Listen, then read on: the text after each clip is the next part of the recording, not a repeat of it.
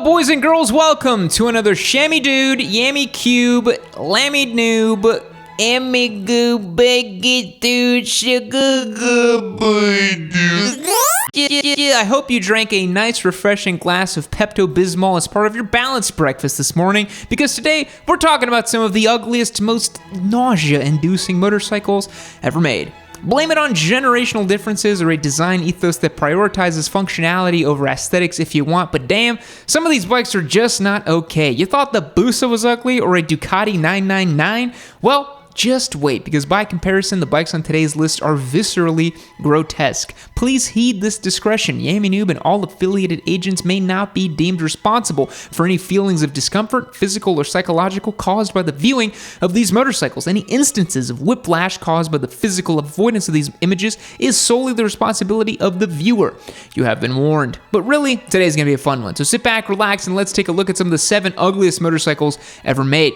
Let me shout out today's sponsor really quick. It's our lovely community over at yammynoob.co. I'll tell you more about them later in the video. As always, be sure to subscribe and hit the notification bell if you have not. We upload every day of the dang week, and you're not going to want to miss the new videos, new giveaway bikes, and all the other cool stuff we've got in the pipeline for you guys. All right, without further ado, let's get into it. The first motorcycle on today's list is the Aprilia Moto 6.5. I wasn't familiar with this bike before beginning to do research for today's video, and honestly, I have never been so grateful for the pinhole-sized window of visibility the tech giants use to funnel me information that only continues to perpetuate my existing beliefs, because information like the existence of the Aprilia Moto 6.5 actually does need to be suppressed and pushed down deep into the depths of the internet where no one can accidentally stumble across it. Thank you, algorithm.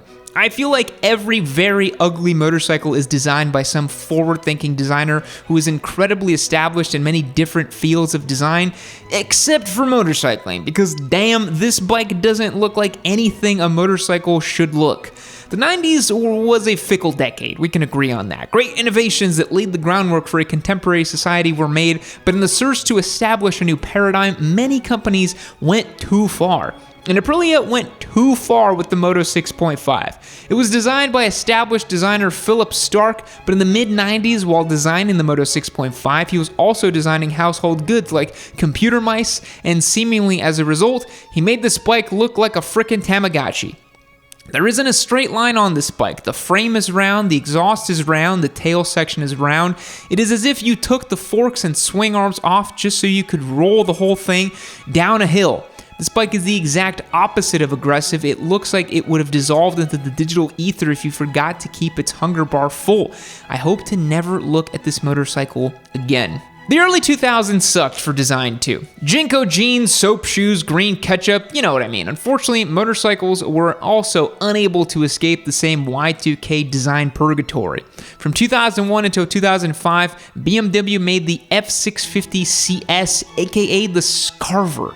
Can you guess what this means? Street carver. Yeah, that's not a good name. This makes KTM's colorful descriptors practically sound like the musings of Walt Whitman. This bike was intended to be an urban commuter aimed at the youth market, and with this in mind, the BMW Scarver is another great example of when conceptual design just goes too far. It's like BMW tried to take a page out of Honda's classic playbook of marketing their motorcycles as household appliances, except appliances in the 1960s looked a whole lot different than appliances in the early 2000s. The Scarver leaned into the Y2K design trends and implemented more translucent polycarbonate material than any motorcycle ever should, as if they were trying to mimic a Game Boy Advance, 90s iMac, or a translucent PlayStation controller. Combine that with the usual color options aimed at attracting fashionable youngsters and plenty of action sports marketing campaigns, and by 2005, before the era even fully ended, the Scarver already found itself as an obscure artifact of the early 2000s. If there was ever a lesson here, it should be that BMW has always made bikes for old people, and they should save themselves from future embarrassment and just leave it at that.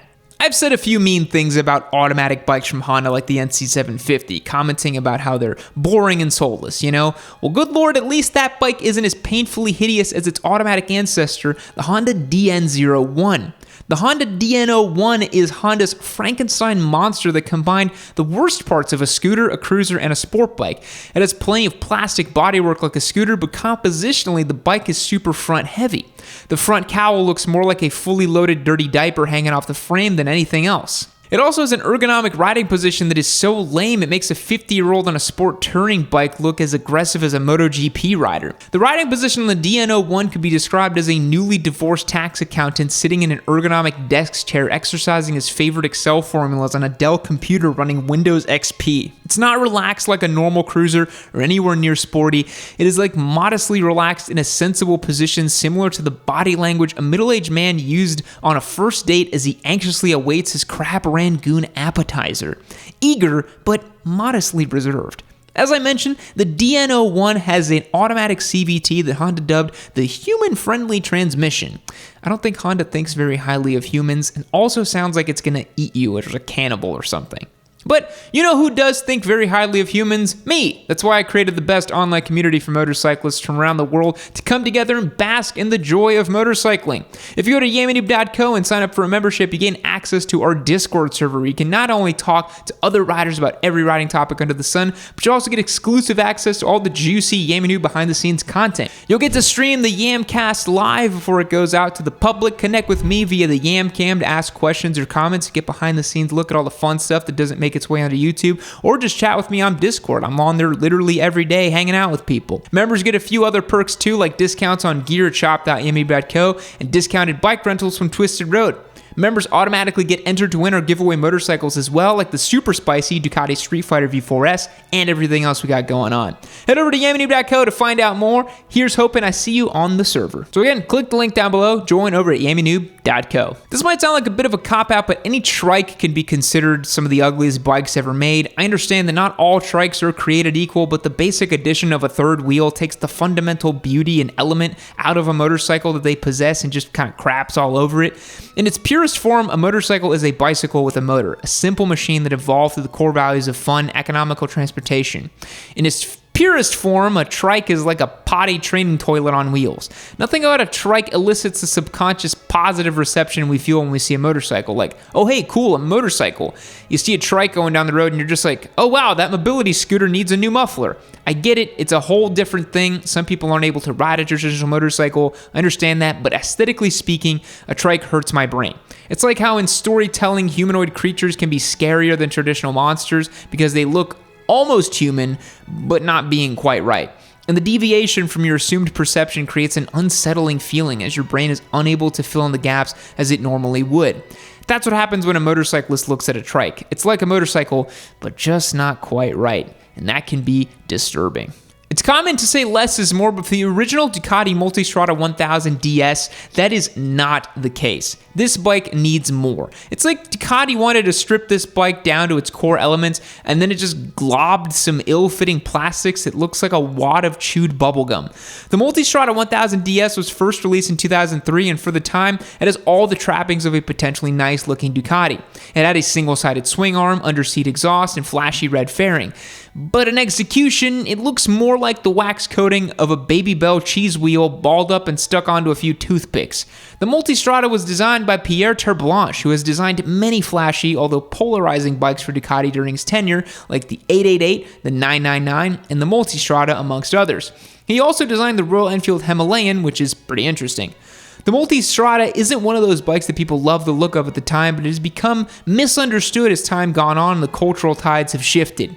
Most people didn't even like the way it looked when it originally came out, and those who did were just coked out elder Ducatistas who had the sound of a Ducati dry clutch rattle as the ringtone on their Motorola Razr. You knew it was coming. We can't talk about the ugliest motorcycles today without mentioning the Victory Vision. Victory Vision, come on Polaris, you're going to name a motorcycle knowing damn well that the only people who can tolerate looking in the direction of this bike are visually impaired? That's not cool at all. This bike looks like it flew in from outer space, ridden by an extraterrestrial species dead set on world domination.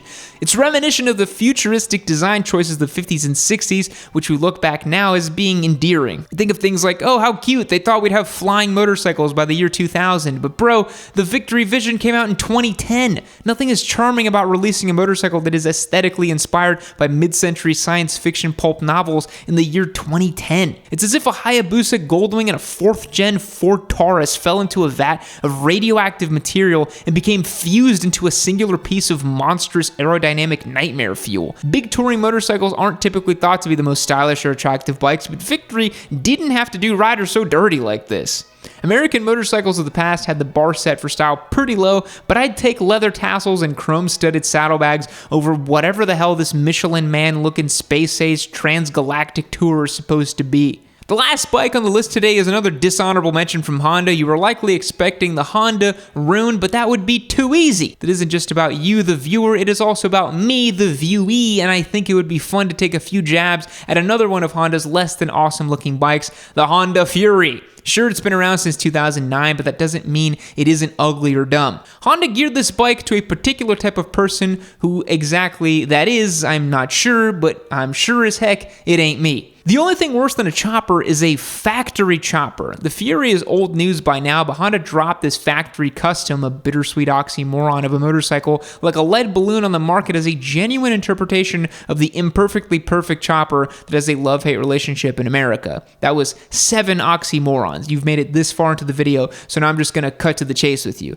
The joke is that I used a bunch of oxymorons to describe how a factory-built custom chopper is an oxymoron. Do you get it? Do you get it now, viewer of mine, sweet internet viewer? Do you understand the jokes here? The Fury is a fine-looking bike if you like bikes that look dumb. It's just a chopper for people who don't want their bikes to fall apart every time they turn the engine over, which is fair. It's just another example of how Honda wants a piece of every single niche aspect of motorcycling that it can be forced or disingenuine. It's often thought about the Honda Fury as just a big marketing exercise for Honda anyways, and kind of the Honda Fury is like ordering a hamburger at a sushi restaurant.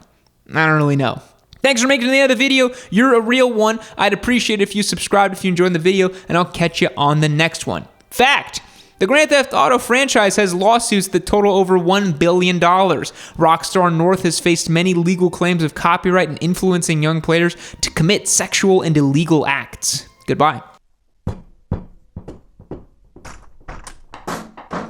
Keep watching.